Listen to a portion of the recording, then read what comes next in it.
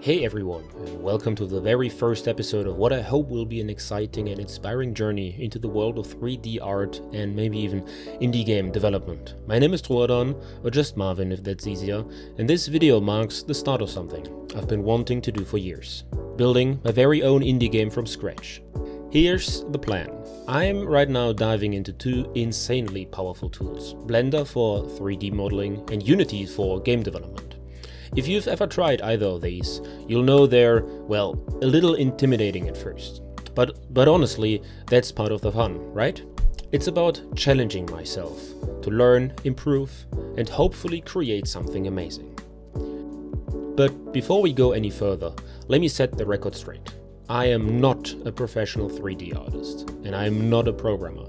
In fact, I've never coded a game or anything before. But that's what this series is all about, sharing the real journey, my journey, the wins, the mistakes, and even the moments of why isn't this working? All of it. No filters, just the reality of starting something new from scratch, and so far not really liking programming, to be honest. So, first let's talk about Blender.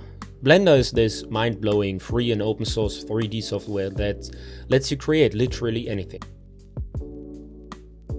And most likely, most of you already know it. From 3D models to animations to full-on movies, it's the go-to tool for so many indie creators.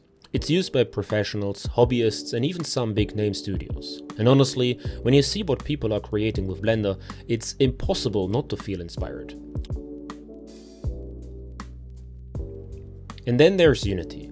Unity is one of the most popular game engines in the world, used by everyone from solo indie devs to huge game studios. Games like Hollow Knight, Night in the Woods, and Cuphead were all made in Unity, and those are exactly the kinds of games that light a fire in me. They're small, creative, and bursting with passion. I mean, how could I not want to try this, I thought. Of course, there was this problem, I think, last year with the runtime fee, but they decided not to go with it. They changed the CEO, and to be honest, we're gonna talk about it later, but there's a big reason why I'm choosing Unity and not Godot or, as an example, Unreal Engine. Okay, so here's how I'm tackling this journey. I've broken it down into smaller bite-sized steps that feel doable even for a beginner like me. Step 1. Blender Basics. I'm starting with the essentials. How to create simple objects, apply materials, and eventually build more complex models. I just finished the Blender tutorial by Blender Guru, because let's face it, that's the rite of passage for anyone learning Blender. Abbitt's videos helped me build my first planet, and I'm extremely happy with my results. Step 2. Unity Pathways. On the Unity side, Unity Pathways has been super beginner friendly. Honestly, I'm blown away by how much free content is out there. This is where I'll learn the core mechanics of game development, coding basic player movement, working with physics, and maybe even experimenting with lighting. Step 3. Mini projects. Instead of trying to build a full game right away, I'll focus on small experiments, like creating a low poly scene or simple platformer, thinking of it as training for the big project down the line. But now let's talk a little bit about the big picture, my ultimate goal. I want to create a simple, cozy, story-driven indie game with low poly graphics. Something that feels warm and personal, but also has that creative spark. I have a ton of ideas flying around in my head, and I've been sketching concepts here and there. From Software's games are a huge inspiration for me. Not necessarily because I want to make a Souls-like game, which would be awesome to be honest, but because I admire their world-building, storytelling, and attention to detail.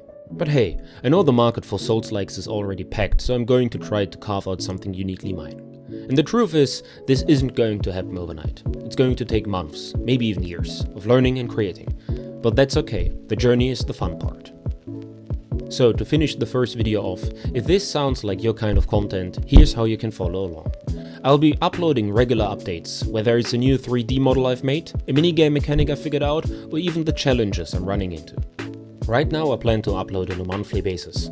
This is enough time for me to learn something new, but also to use most of my free time really learning and not just editing and creating.